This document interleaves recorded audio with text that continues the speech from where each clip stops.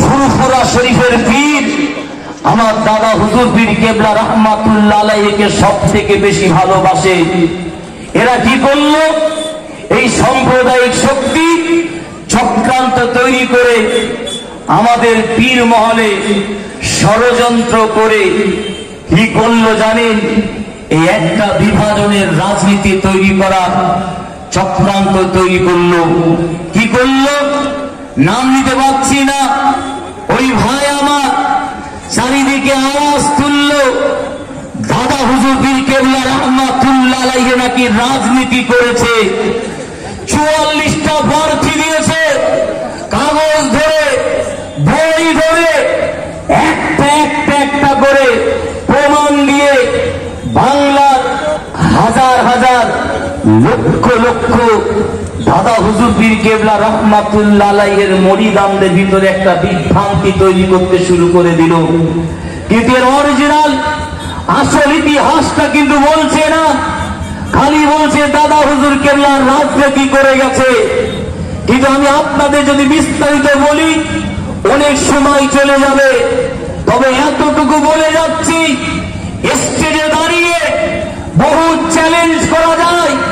ফুরফুরা শরীফে কে আছে না আছে জানি না, আমি আবু হুরায়রা সিদ্দিক এই মঞ্চ থেকে চ্যালেঞ্জ জানাচ্ছি, দাদা হুজুর পীর কেবলা রাহমাতুল্লাহ আলাইহি যে রাজনীতি করেছিল, যার কথা বলেছিলেন, সেটা এই রাজনীতি নয়, সেটা হচ্ছে ইসলামিক রাজনীতি। সেটা হচ্ছে ইসলামিক রাজনীতি। বইয়ের নাম শুনবেন, ও ইসলামিক রাজনীতিতে দাদা হুজুর কেবলা রাহমাতুল্লাহ আলাইহির বিরোধিতা। দাদা হুজুর পীর কেবলা রাহমাতুল্লাহ আলাইহি ও ইসলামিক রাজনীতির পক্ষপাতী ছিলেন না, বরং কঠোর বিরোধী ছিল।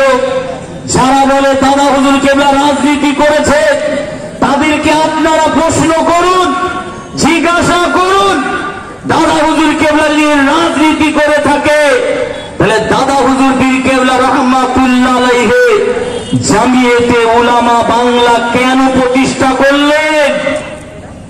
এর জবাব দিতে হবে। আবার অনেকে বলছে ফুরফুরা শরীফে সব রাজনীতির মানুষ দোয়া চাইতে চায়। এটা তো আপনাদের ঘরের ছেলে, অসুবিধা কি আছে? তাদের জন্য দোয়া করেন। আর আপনার ঘরের ছেলে ভাইয়ের জন্য দোয়া করবেন না? আসুন তাদেরকে আপনারা জানিয়ে দিন, ফুরফুরা শরীফে দাদা হুজুর কেবলা আওলাদেরা দোয়া চাইবে, অসুবিধে নাই। তবে দাদা হুজুর পীর কেবলা রাহমাতুল্লাহ আলাইহিকে কেন কালিমা লিপ্ত করছো? এর কৈফিয়ত কে দেবে? তুমি আগে বলো।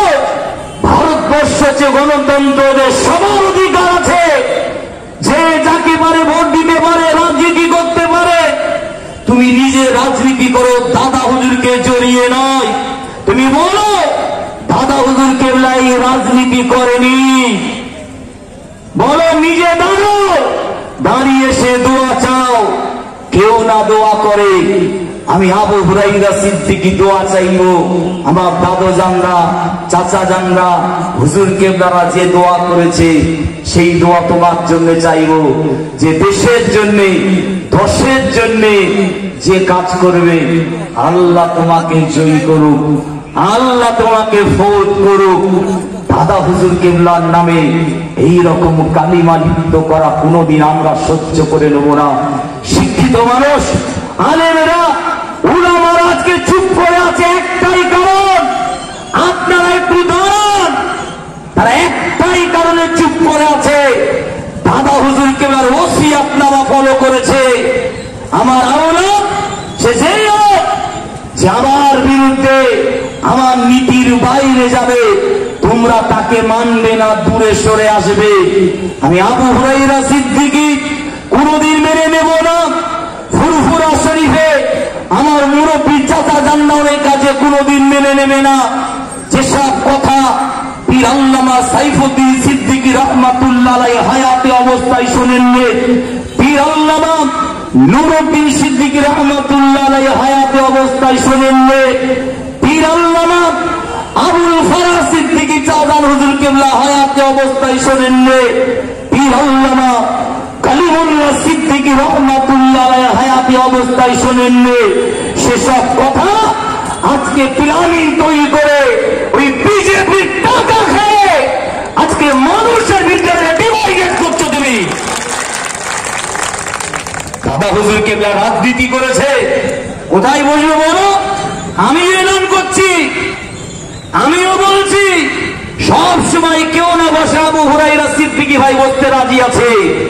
শোনেন, কেতাবের নাম, বইয়ের নাম, লেখক পীর কেবলার জীবন চরিত্র, লেখক আব্দুল সত্তার সাহেব, পৃষ্ঠার নাম্বার 126। তিনি কি বলছেন এই পৃষ্ঠায়? দাদা হুজুর কেবলা কিরকম বিচক্ষণ ব্যক্তি ছিলেন।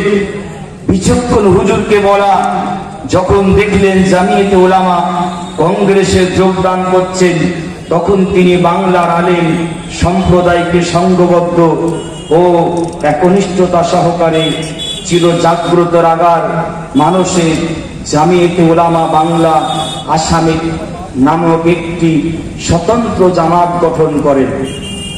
দ্বিতীয় নম্বর প্রমাণ, বাংলা উলামা সমাজকে সচেতন করা এবং তাদের রাজনৈতিক ও সামাজিক দিক থেকে সংঘবদ্ধ করার লক্ষ্যে তিনি জামিয়াতে উলামা বাংলা যোগদান করেন এবং এর প্রতিষ্ঠাতা সভাপতি রূপে দাদা হুজুর কেবলা দায়িত্ব পালন করেন। কিন্তু জামিয়াতে উলামা বাংলার মূল সংগঠন জামিয়াতে উলামা হিন্দ কংগ্রেসকে বিনা শর্তে সমর্থন করায় তিনি জামিয়াতে উলামা বাংলা ত্যাগ করে জামিয়াতে উলামা বাংলা আসাম প্রতিষ্ঠা করেন। ফুরফুরা শরীফের 3 পথিকৃত লেখক আব্দুল সালাম সাহেব।